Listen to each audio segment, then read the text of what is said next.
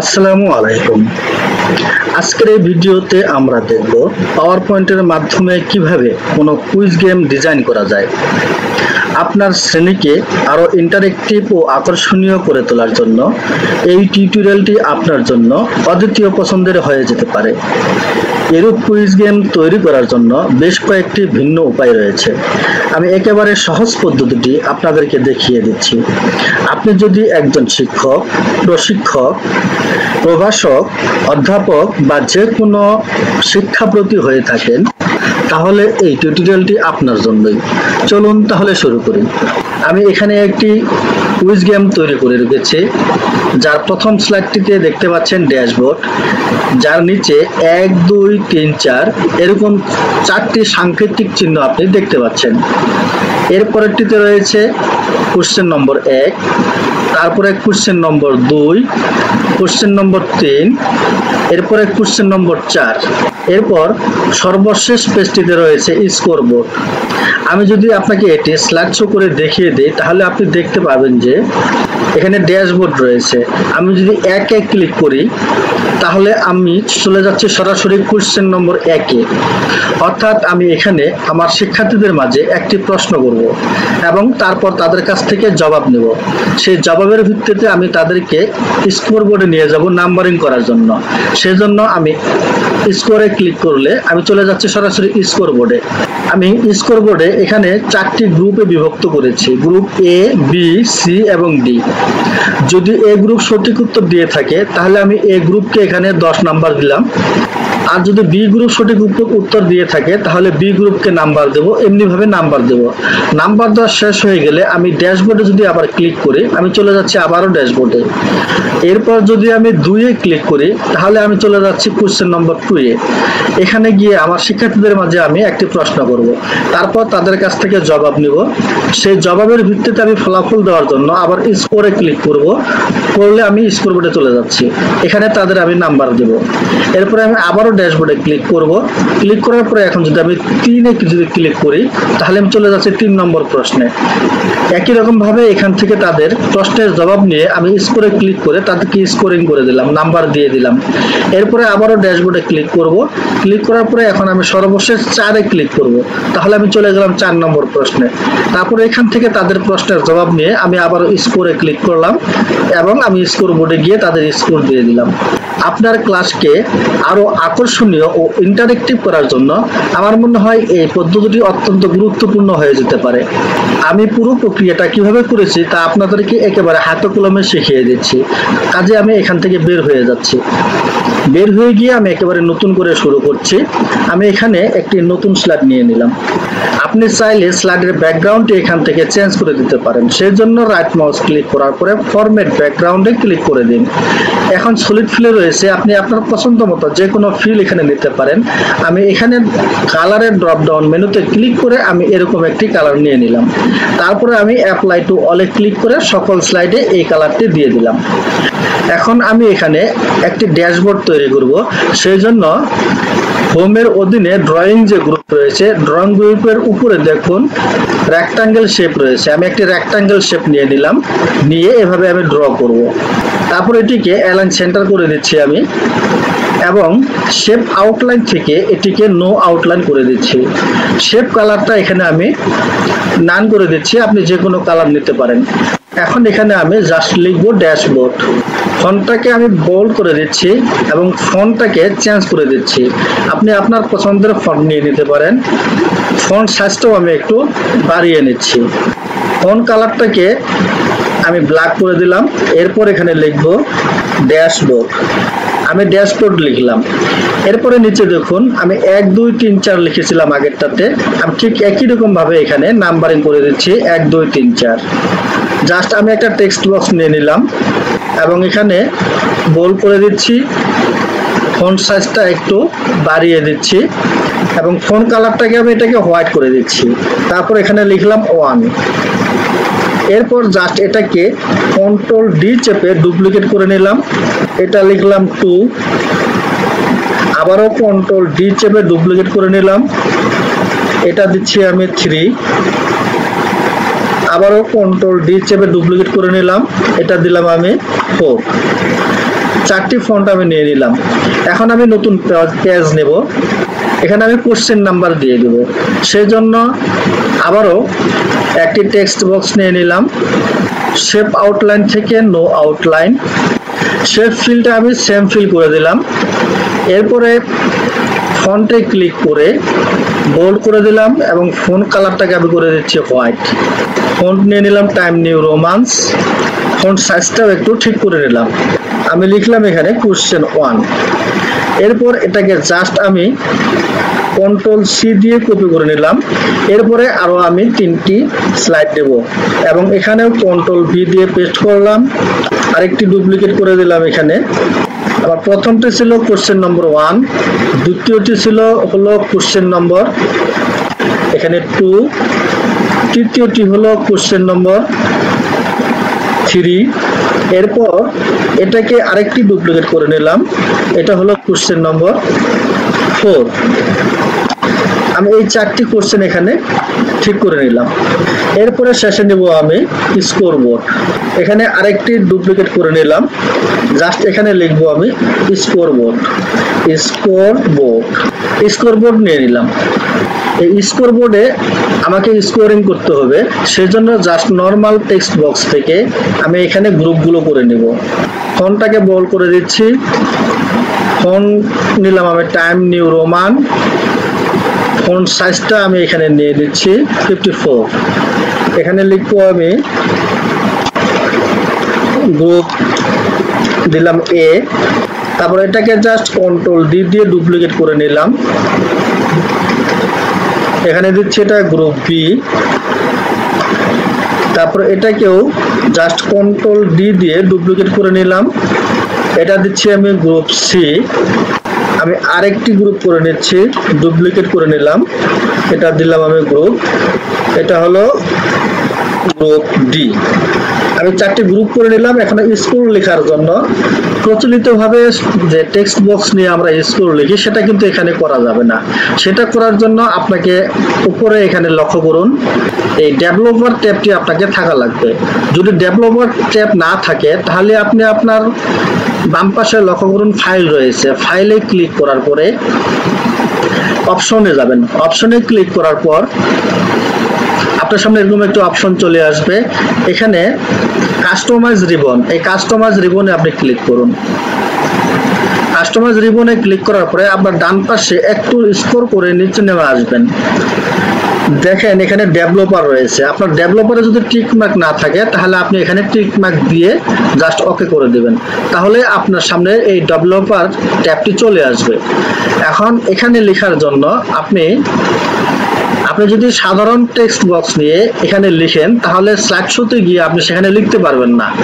এই স্লাইড শোতে লেখার জন্য আপনি ডেভেলপারে ক্লিক করুন, ক্লিক করার পরে লক্ষ্য করুন এখানে এই কন্ট্রোলস এর উপরে এ বি লেখা আছে, এই এ বি তে ক্লিক করে আপনি একটি টেক্সট বক্স নিয়ে নিন, নিয়ে জাস্ট এভাবে এখানে ড্র করবেন। ড্র করার পরে এখানে লেখার জন্য আপনাকে প্রপার্টিসে ক্লিক করতে হবে। প্রপার্টিসে ক্লিক করার পরে আপনি এখানে ফন্ট ঠিক করে নেবেন, লক্ষ্য করুন ফন্ট রয়েছে, এই ফন্টের এখানে আপনি ক্লিক করুন। ক্লিক করার পরে আপনি 3 ডট দেখতে পাবেন, এই 3 ডটে একটা ক্লিক করে দিন। এরপরে আপনি এখানে ফন্ট কোন ফন্ট নেবেন সেটা আপনি এখানে নিয়ে নিতে পারেন।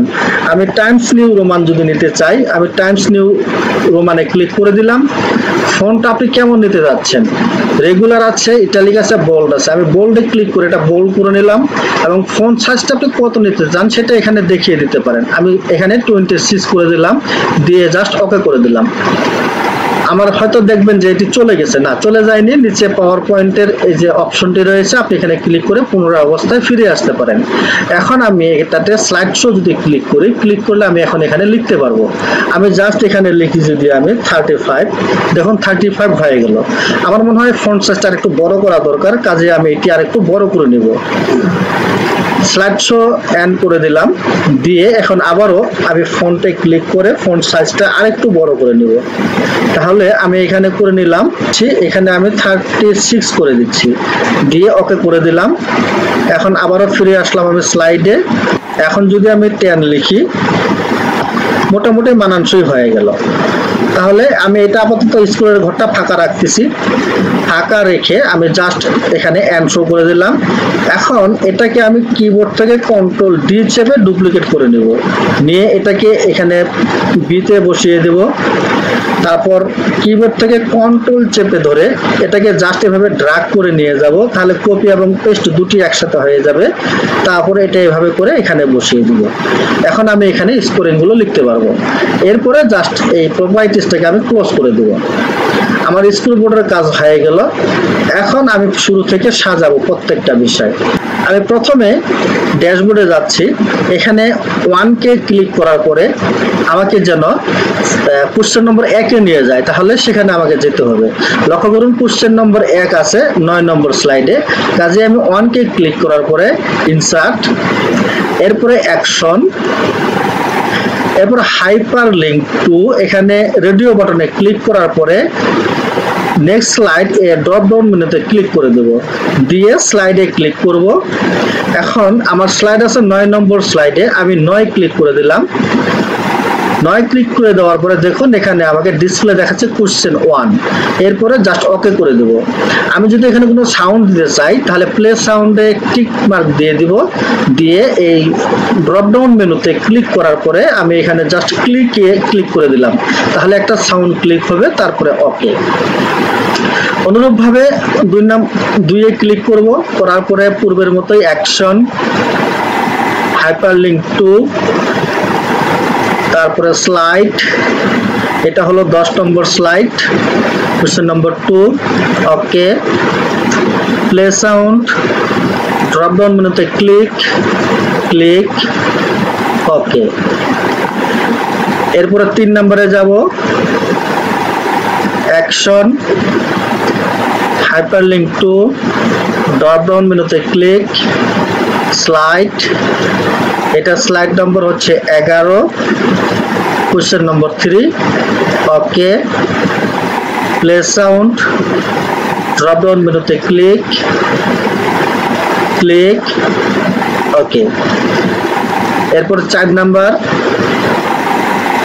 Action, hyperlink to, drop down মেনুতে ক্লিক, স্লাইড, এটা 12 নম্বর স্লাইড, কোশ্চেন নম্বর 4, ওকে। প্লে সাউন্ড, ড্রপ ডাউন মেনুতে ক্লিক, ওকে। আমি যদি এখন স্লাইড শো দেখি একটু, আমি 3-এ যদি ক্লিক করি দেখুন কোশ্চেন নম্বর 3-তে চলে আসছি আমি। এরপরে কোশ্চেন নম্বর 1, কোশ্চেন নম্বর 1-এ আপনি আপনার পছন্দ মতো প্রশ্ন এখানে দিতে পারেন। আমি প্রশ্নটা দিতে গিয়ে সময় নষ্ট করছি না। কোশ্চেন নম্বর 1 আপনার স্টুডেন্টদের মাঝে তুলে ধরার পর তাদের কাছে জবাব নেওয়ার পর আমাকে স্কোর বোর্ডে যেতে হবে, কাজে আমি এখানে স্কোর বোর্ড নিয়ে আসব।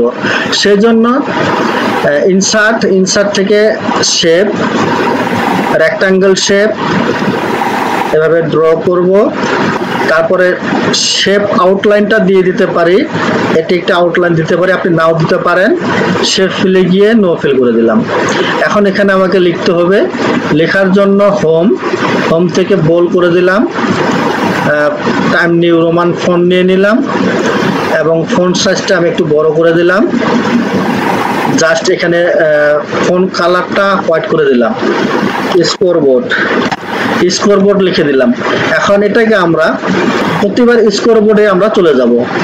স্কোরবোর্ডটাকে সিলেক্ট করব, সিলেক্ট করার পরে অ্যাকশন, হাইপারলিংক টু, নেক্সট স্লাইডের ড্রপ ডাউন মেনুতে ক্লিক, তারপর এখানে স্লাইডে ক্লিক। আমাদের স্কোরবোর্ড রয়েছে 13 নম্বর স্লাইডে, কাজে 13 সিলেক্ট করে দেব, দিয়ে দেখুন স্কোরবোর্ড এখানে ডিসপ্লে হচ্ছে, ওকে। আমরা যদি সাউন্ড দিতে চাই, প্লে সাউন্ডে ক্লিক, ড্রপ ডাউন মেনুতে ক্লিক, আমি ক্লিক সাউন্ড দিয়ে দিলাম, দিয়ে ওকে। এখন এটা জাস্ট কিবোর্ড থেকে কন্ট্রোল সি দিয়ে এটা কপি করে নিলাম এবং প্রত্যেকটা প্রশ্নে আমি এটা পেস্ট করে দেব। কন্ট্রোল ভি দিয়ে পেস্ট করে দিলাম 2 নম্বর প্রশ্ন, 3 নম্বর প্রশ্ন পেস্ট করে দিলাম এবং 4 নম্বর প্রশ্নেও আমি এটা পেস্ট করে দিলাম। এখন চলে যাব আমরা স্কোর বোর্ডে।